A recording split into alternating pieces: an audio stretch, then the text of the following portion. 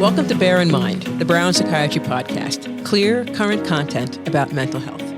I'm the host, Dr. Tracey Guthrie, Psychiatry Program Director and Co-Editor-in-Chief. I'm the co-host, Dr. Camila Cosmo, Brown Assistant Professor and Co-Editor-in-Chief.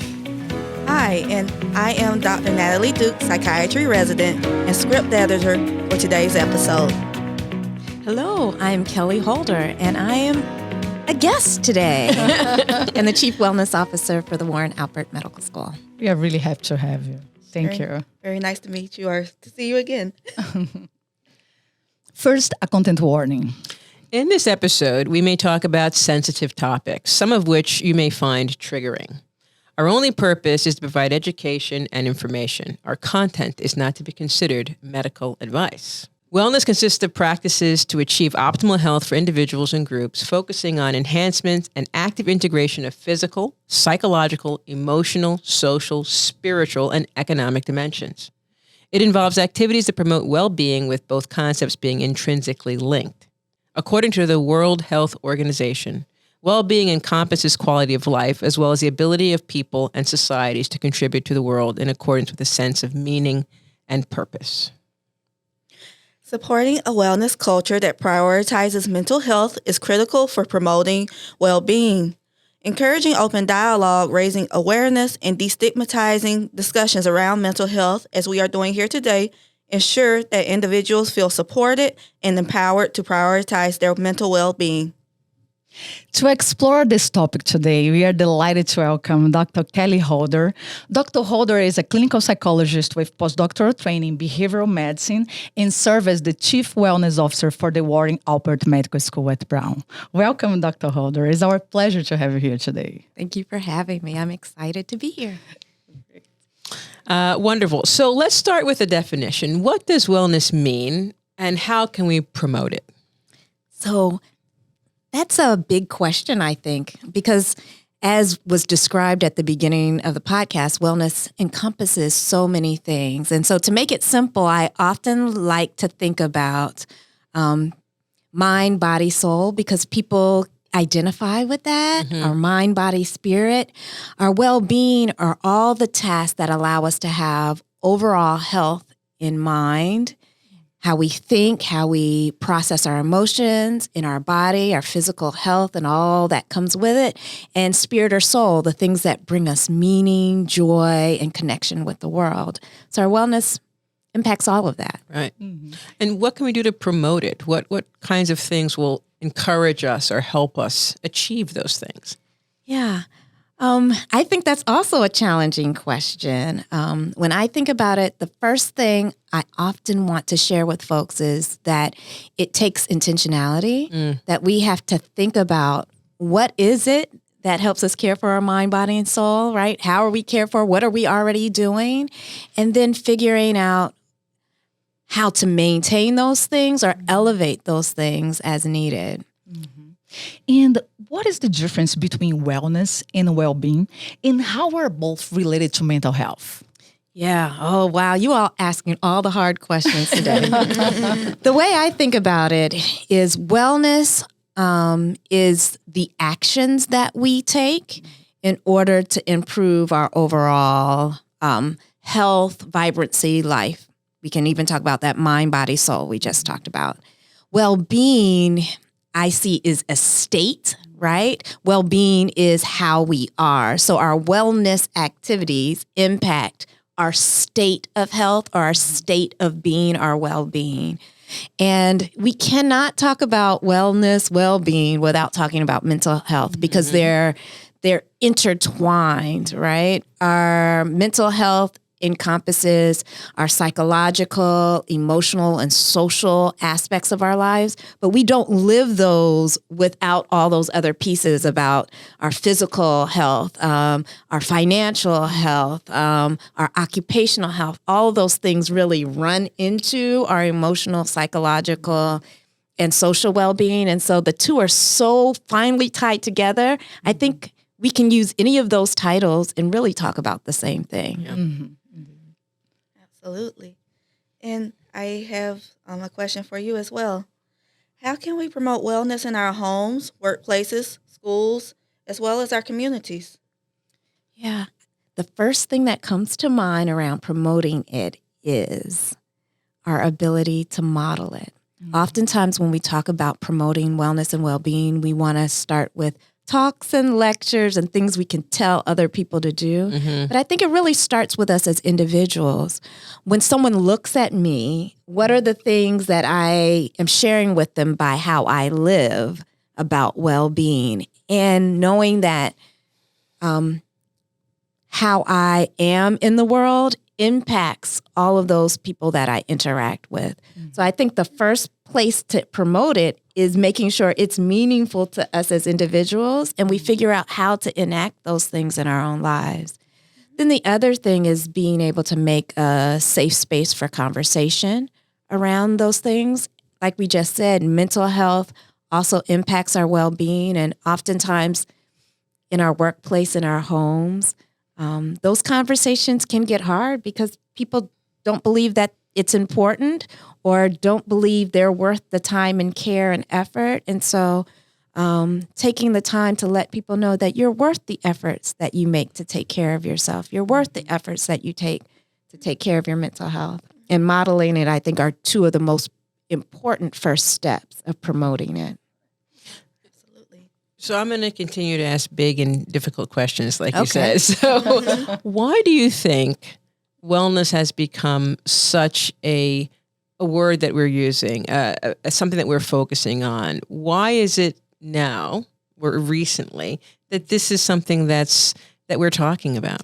Yeah, well, I'm going to answer that question with a story. Okay. This is my story and my experience, and I believe it might answer your question. I love a good story. Yeah. Well, when I first started doing a lot of this work, I had a job. I had started a counseling center for medical students. And part of my job, half of my job was outreach. People wanted me to come to departments and talk about mental health. They wanted me to talk about well-being. And I promise you, every time I walked into the room, I could feel people's eyes roll. I mean, I didn't even have to see their eyes roll. I could feel it, like, oh, here she comes again. She's going to tell us we have to take care of ourselves, talk about mental health. Then the pandemic happened. And when the pandemic happened, I did not feel the eye rolls anymore. I did not see the eye rolls anymore. Folks were asking, how could I better care for myself? And I really think the changes that we experienced because of the pandemic that exacerbated our need. We already had need, and it was exacerbated during the pandemic, really make it this place that we're in now where everyone's asking, what can I do to be well? I don't want to be how I am. I want to feel better. I want to be more well. In addition to that, we've just seen some of the challenges our children and youth have had around well-being and mental health. And I think that also gives people pause to say, hey, maybe there's a different way we could be living or doing things so that we can promote overall health and well-being for our children and for ourselves. And what are some of the signs that someone needs support for their well-being or their mental health? Yeah. One of the easiest signs is just a change in what people regularly do. It's some sort of decrease or withdrawal. So if you have a family member who's typically talkative and social and they're not so much anymore, that's a time to check in. When you notice declines in hygiene and how people are caring for their physical bodies, that's a place. If you notice increases in substance use of any kind and more partying, those kinds of things, that's a place to have curiosity and ask questions. Another clear sign is lots of conversation around hopelessness or feeling like, wow, I just can't get through this. A lot of challenging conversation and blue light conversation where it hadn't been before. That's another place to take notice. And I think it's important that we notice these changes in the people we love, the people that we work with, and take a moment privately with them and say, I've noticed X, Y, and Z. I'm concerned about you. And listen, hear what's going on, hear more. There might be something simple going on that they can share, or there might be something more deeper or more difficult that's impacting their mental health and well-being going on. Interesting. And how might someone protect or improve their mental well-being? Protect. And how can they improve? Protect and improve. So I'm going to start with the protect first. There are several skills that we can use that can create a better buffer around us for the harms that come just for living the kinds of life we live, right? If I just look at you all here in this room, I'm sure you can think of examples of things that make it difficult for you to care for your mental health. Could it be job challenges or family challenges? Like, we have all these things that just come up in our lives. And so there are some things we can do to protect or create a buffer. So the first thing that I will start with is a category that I used to call basic self-care.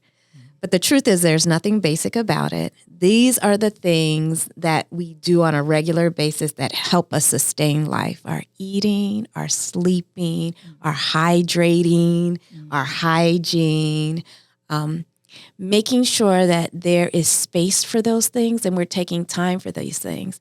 And I used to call it basic, but it's not, because I'm sure you all can attest to there being times where you don't take breaks to drink water or eat, right? I don't know what you're talking about.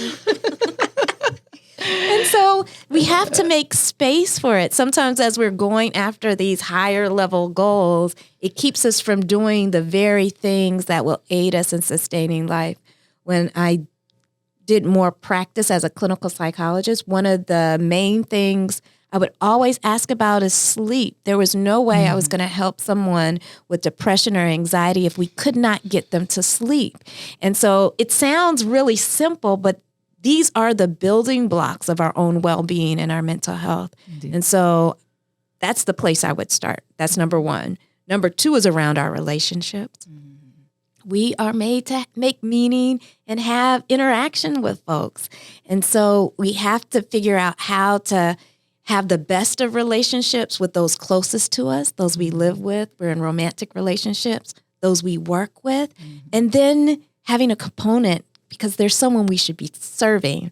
I don't like really using the word should, but having people that we support in some way is important to us as human beings. And so making sure that we have valuable relationships on all those levels. And the third thing that I will mention is making sure that we have skills on board that allow us to deal with challenges when they come up. Have we learned some stress management techniques? Have we learned how to think better about things, things that aid us in improving our mindset and our thought patterns around the difficulties that come? Or even physical tools like mindfulness, deep breathing, relaxation, anything that can give us a tool to help deal with the challenges, I think are really important. How can we find that good balance between work, home, and everything else in between? Yeah, finding a good balance between all of the things. My confession is that I don't know that there is a perfect balance.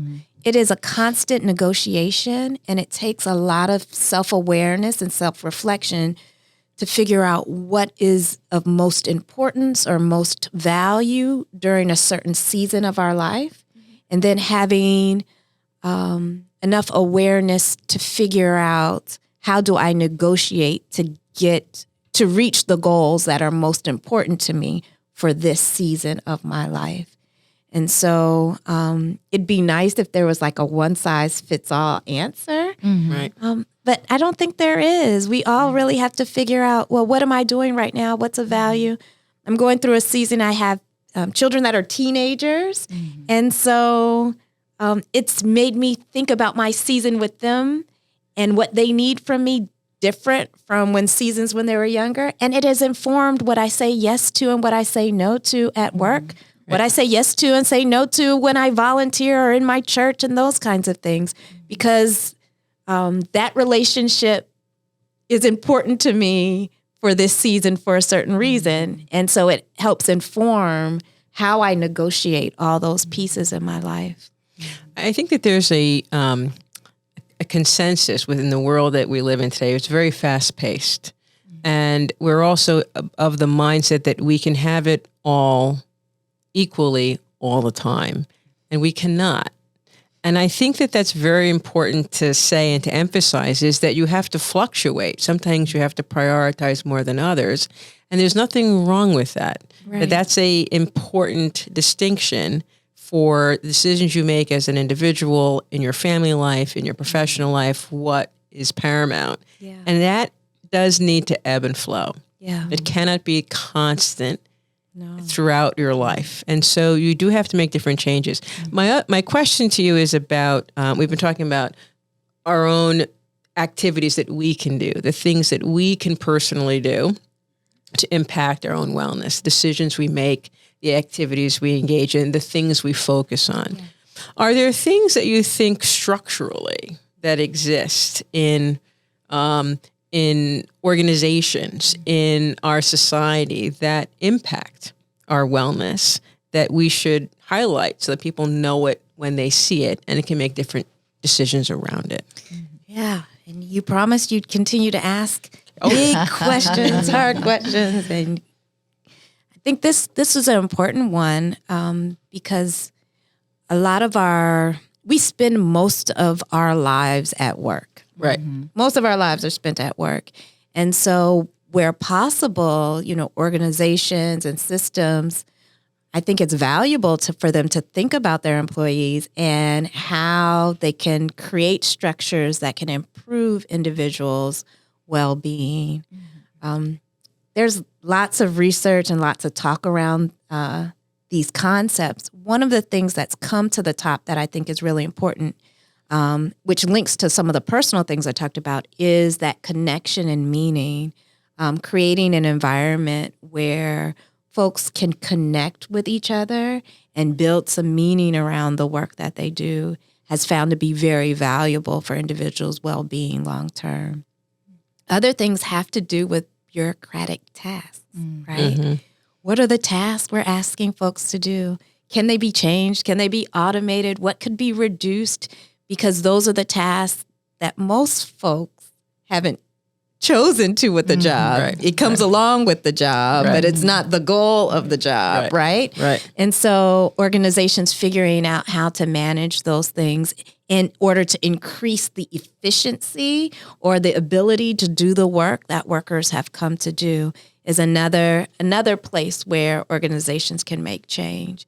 And the other is around mental health stigma, well-being stigma, being able to say, we're all human beings, and here are resources, and making sure resources are readily available to employees that will enhance their well-being and take care of challenges when they do come up around their mental health. I think those are some of, the lower hanging fruit that organizations can do, or structures can do to kind of help folks. Right. So you're talking about stigma and making things accessible. Let's talk a little bit about that, and what's your understanding about mental health stigma? Like, why does it exist? And can you give us some examples? Sure. So mental health stigma is when individuals have misconceptions, fears, or false ideas about what mental health is or mental illness is, and they act those things out by using language that prevents folks from asking for help, or even behaviors that excludes individuals that they might think have a mental health or other challenge. Some of these things have come along with within our culture, and so there's some of these beliefs. Beliefs have been held for a very long time about just what mental health is, if it even exists, if people are weak, if they have challenges in that area. And so I'm trying to think of a good example, but I know that it comes up often, especially when people have a change in their own behavior. They're not sure what it is, But just the mention that it could be mental health related, depression, anxiety, those kinds of things creates fear. Like, no, it couldn't be this, that couldn't be. Like, I don't have that experience. I'm weak if I have that experience, or it would disqualify me for something. And folks don't say that just because it came to their mind. It's because of the messages that they've gotten from others. It's unfortunate. It's so fear-based. There's a lot of fear, which leads to like all of the things that you just sort of said. And some of that fear is based in ignorance, not knowing that these illnesses are just like physical illnesses. They can be treated. And really holding on to some distant, rather archaic view that we've had about mental health from the past, and how it's very different now, fortunately. And we are wondering if you could tell us a little bit more about the impact that mental illness stigma might have on well-being, and how can we fight against it? Well, we know for sure that the stigma prevents individuals from seeking help, right? And that's a problem. Because oftentimes we need people to raise their hands and say something is going on so they can get help, especially in the earliest of stages of mental illness and those kinds of things, right? When someone can self-identify and ask for help, it helps us help them earlier, and that's a good thing. And we also know that stigma divides relationships. It keeps us from being connected to folks. It keeps us from creating communities that are thriving and communities that are inclusive. And so stigma really hurts all of us. It hurts all of us because in the end, folks who need help don't get help. We lose out on positive relationships. And then we have communities that are not as whole as they could be if we didn't have those stigmas. So some of the ways I think that we could fight against it is, one, we have to hold some awareness. Take the time, understand what mental health is, understand what mental illnesses are, learn about these things and understand them for what they are, just like other physical illnesses that folks can have.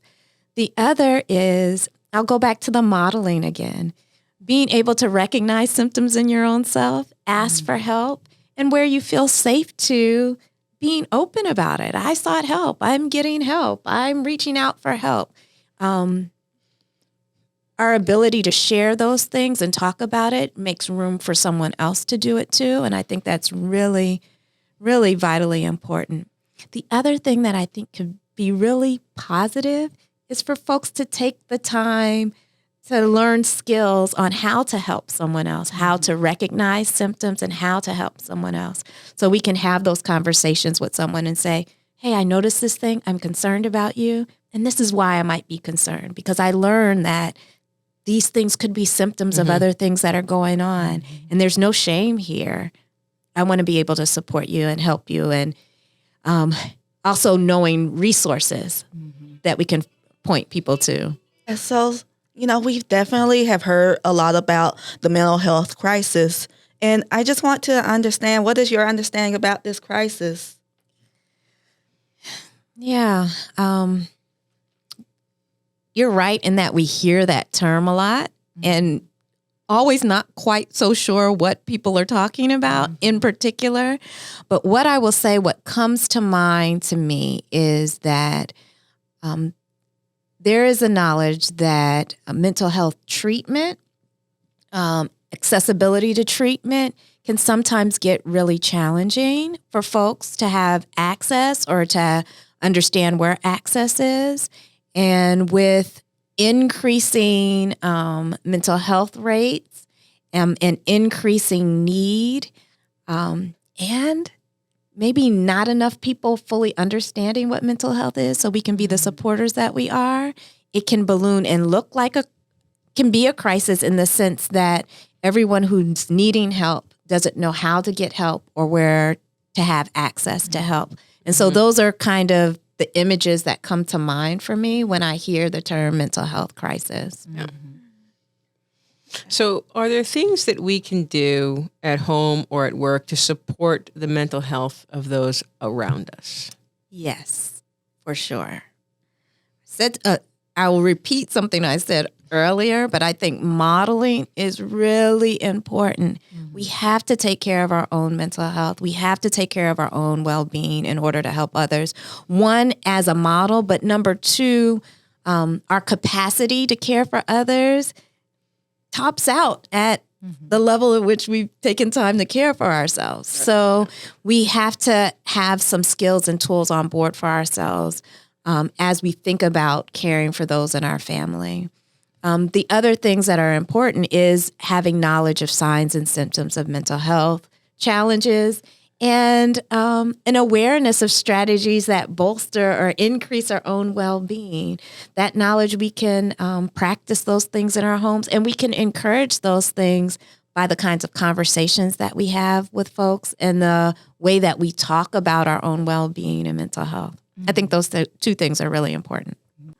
I hear we talk a lot about modeling and, modeling behaviors, but I just would like to know, what does that look like and how can we put that into practice?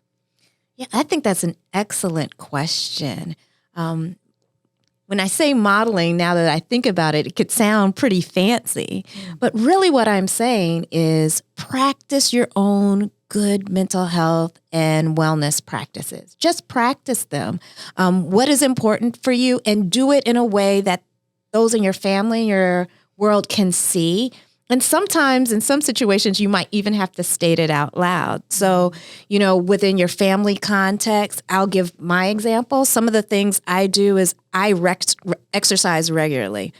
Now, it could happen that none of my children or anyone notice when I'm exercising, but sometimes I'll make an announcement. I'm going to exercise now. I'm now doing my yoga.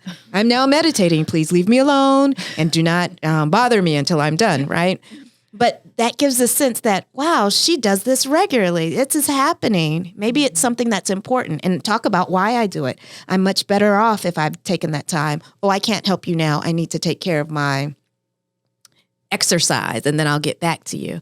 That's one simple practice, but now I'm teaching my children and the others who live in my home or visit that my well-being is important to me. And one of the ways it's important to me is by how I care for my body. And so just that practice can impact them. And my hope is that they'll take on some of it, not just because I told them that it's a necessity, but they see me doing it and say, oh, there's value there. And I'm wondering, could you talk a little bit about your experience as the Chief Wellness Officer and the initiatives that you and your team have promoted at Brown and how this has impacted our community? Yeah, that's so. In my role as Chief Wellness Officer at the Warren Alpert Medical School, I've been able to do some really cool things with our student population. One of which I'm really proud of is that we initiated opt-out wellness checks for all of our incoming medical students. And I like this initiative very much because we have normalized the idea that having a check-in just about your well-being is important. They have to cancel their appointment if they decide they don't want to come. And we just talk about their overall well-being, some major themes that come up for folks within mental health, how they're caring for themselves, what does their support system look like. And it's almost like a one-on-one orientation. What kind of resources do you need? It could be tailored to that student in particular, given what their physical demands are or whatever it is that they're wanting. They can get that information in that visit. And so that's one of the initiatives that I like very much. We do a lot of lunch and learns where we talk about all sorts of dimensions of well-being. We have work to make some structural changes within the curriculum that support students having time to take care of their well-being. And so the other thing I have to mention is that we had our first suicide in healthcare conference this year. And it was amazing because we had not just our students, but folks from our affiliated health systems there. And we could have these big conversations about all these aspects of our well-being that do impact suicidal thoughts and ideation and how people can reach out for help and get support should those things happen. And I'm pleased to say that following that conference, the conference served as an anchor point so that we can have more of these discussions throughout the year. And so it wasn't just one and done, but it was made it part of our conversation within the medical school. And what makes that nice is that there are now more opportunities to say well-being is important, mental health is important, right? And we're going to talk about all of these things because on the very end of the spectrum, in the most extreme of cases, we want to make sure those things don't happen, which is suicide, right? I just am wondering, in the big grand scheme of things, when we have to, say we have an individual or a friend that is struggling right now, how would you say to be direct about their struggles in a very loving and meaningful way? Yeah. I really like the idea of having one-on-one time with someone who's important to us and letting them know that we care. I'm concerned about you. And being able to point out the reasons why you're concerned, stating them without any blame, shame, or guilt, just what you've noticed, and letting someone know that you care and you're concerned. You will never lose letting someone know that you're concerned. What they decide to do with that conversation will be up to them. However, I've heard many stories of folks who have had those conversations and they look back and say, these are the people who cared about me because they took the time to let me know that they were concerned. And it's valuable. So it's powerful. It's very powerful for someone to say that they're concerned and they're worried or they're scared. Those are very powerful things to say. Yeah, very important point. Thank you very much, Dr. Holder. We really appreciate having you here. It's our pleasure. Thank you. Now, a take-home message to bear in mind. So by promoting open conversations and engaging in self-care and standing against stigma and working on structural changes in our environments and our organizations, we can contribute to an environment where mental health is valued, supported, and protected for everyone. Recognizing the significance and impact of mental health on well-being and quality of life helps us create more compassionate and resilient communities where everyone has the resources and opportunities to thrive. Another big take-home point that I want everyone to leave with is that if you are a loved one is having any type of suicidal thought, please feel free to contact the Suicide and Crisis Lifeline. You can call or text 988 or access 988lifeline.org. The Lifeline is a 24-hour toll-free phone line. You can also go to the nearest emergency room and ask for help. Thank you for listening to our podcast. For more information related content, please check out our Instagram, X, Facebook, and YouTube channels. Bear in mind the Brown Psychiatry Podcast. Thank you.